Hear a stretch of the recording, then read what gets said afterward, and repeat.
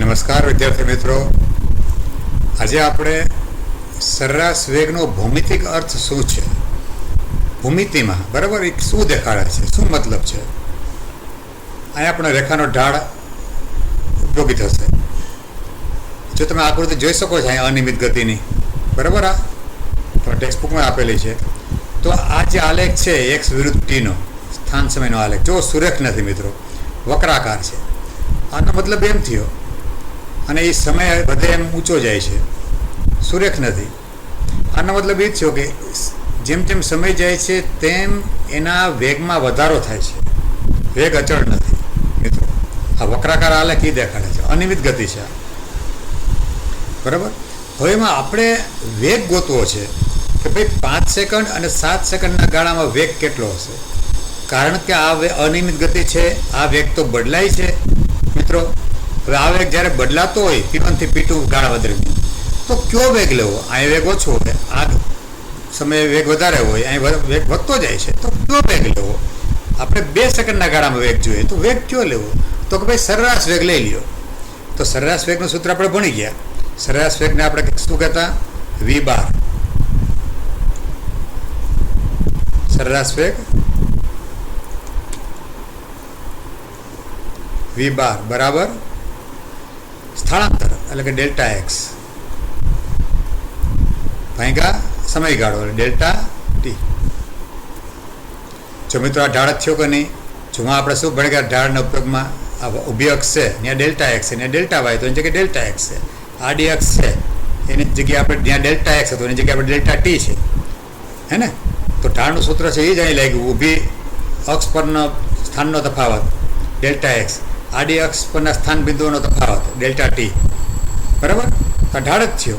એટલે સરેરાશ વેગ છે ખરેખર તો જે સમયગાળો આપણે આપ્યો હોય, જે બે બિંદુ હોય એને જોડતો જે રેખાખંડ છે, હે, એ રેખાખંડનો ઢાળ જ છે, બરાબર.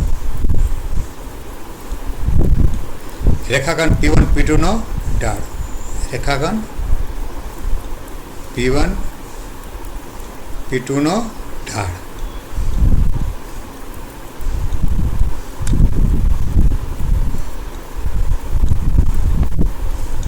બરાબર, રેખાખંડ P1 P2 નો ઢાળ થયો. અને એ આપણે ગોતી પણ લઈએ કે કેટલો થાય મિત્રો. એ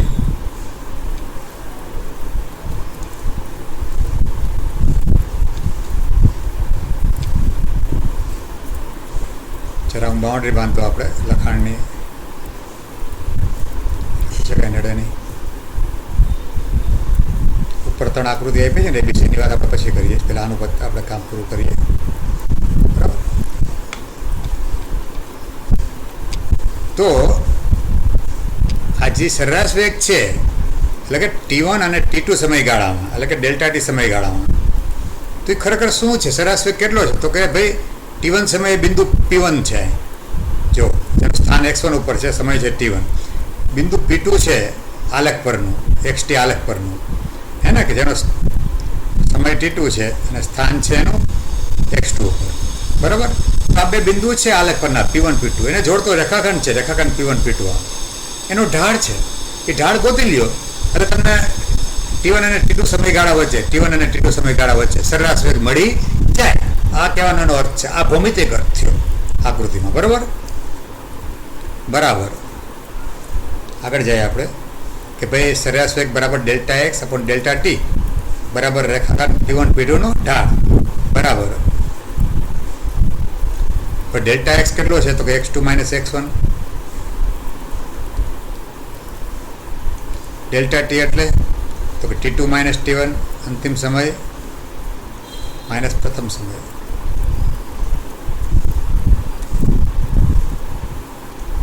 બરાબર.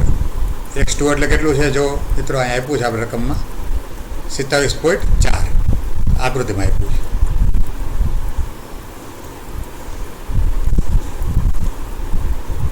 27.4 અપોન T2 માઇનસ T1 એટલે 7 માઇનસ 2, સોરી 7 માઇનસ 5.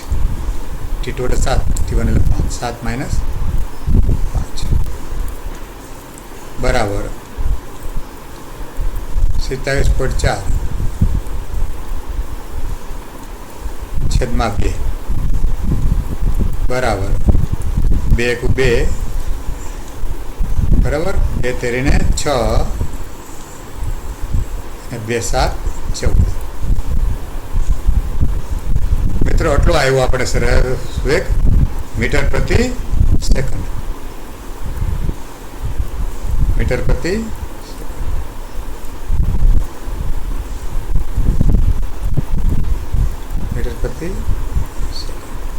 બરાબર. તો મિત્રો આપણે આજે જવાબ 13.7 મીટર પ્રતિ સેકન્ડ મેળવો સરેરાશ વેગનો. એ આ અનિયમિત ગતિ જે આપી છે આલેખ એનો, હે ને, અરેખીય સુરેખ નથી, બરાબર, એકથી આલેખ એની પરથી આપણે મેળવો. હવે વાત કરીએ મિત્રો આપણે એ, બી અને સી આ 3 આલેખ શું દર્શાવે છે એ 3 આલેખની આપણે ચર્ચા કરવી છે. જો આલેખ સુરેખ છે, પેલા બેમાં જો પેલો આલેખ પણ સુરેખ છે, એક્સટી આલેખ, બીજો એક્સટી આલેખ પણ સુરેખ છે. મતલબ આ બંનેમાં નિયમિત ગતિ છે, વેગ અચળ છે. જ્યારે અચળ વેગ હોય, બદલાતો જ ન હોય, તો સરેરાશનો કોઈ મતલબ નથી, તો માત્ર વેગ કહી શકાય એને. તો વેગનું મૂલ્ય અચળ છે, બરાબર, અને એ ધન સ્થળાંતર કરે છે, ઉપર તરફ સ્થળાંતર કરે છે. જો એનો મતલબ દિશા ઉપર તરફ છે એને, બરાબર. એટલે વેગનું મૂલ્ય કેવું છે? ધન.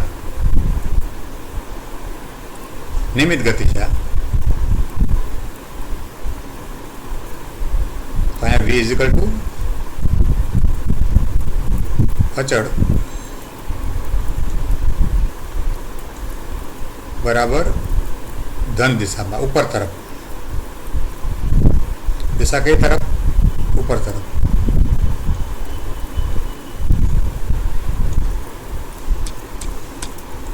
ધન દિશા.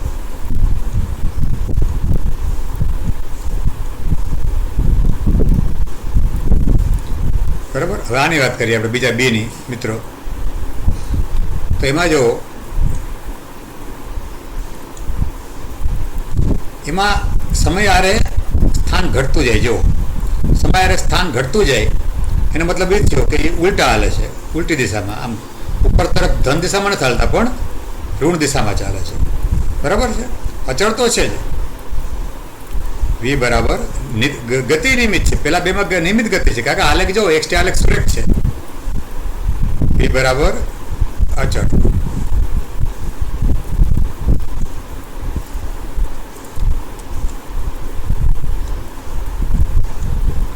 બરાબર દિશા કઈ છે એની? ઋણ દિશામાં.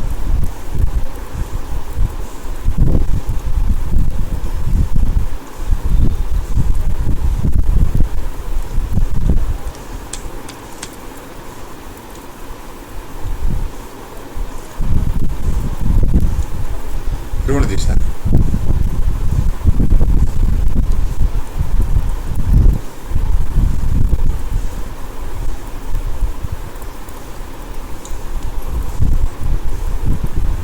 બરાબર મિત્રો.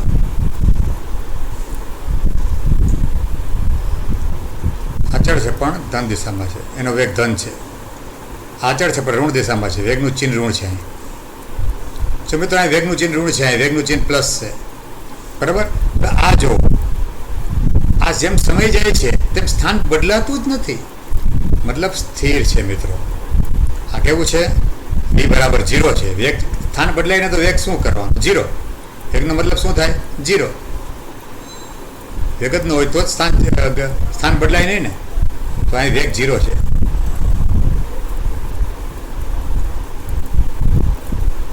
બરાબર. હવે આલેખ પર વાત કરીએ આપણે તો અહીંયા વી છે ધન છે, વી ગ્રેટર ધેન 0, ચિહ્ન ધન છે. અહીંયા વી ચિહ્ન ઋણ છે, વી લેસ ધેન 0. અચળ તો છે. અને આ વી બરાબર 0.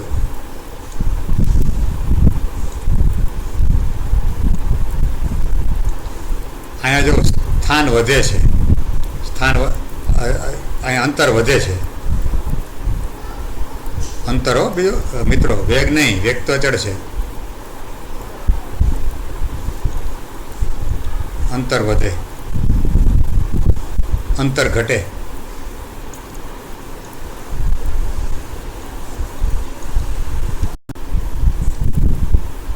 તો વિદ્યાર્થી મિત્રો, અહીં જોવો છે સમયાંતર ઘટે છે, બરાબર. અને અહીં સમયાંતરમાં કોઈ ફેર પડતો નથી, મતલબ પદાર્થ સ્થિર છે, બરાબર. તો આ રીતે આપણે આ અનિયમિત ગતિના આલેખ પરથી સરેરાશ વેગનો અર્થ સમજ્યા કે શું દેખાડે.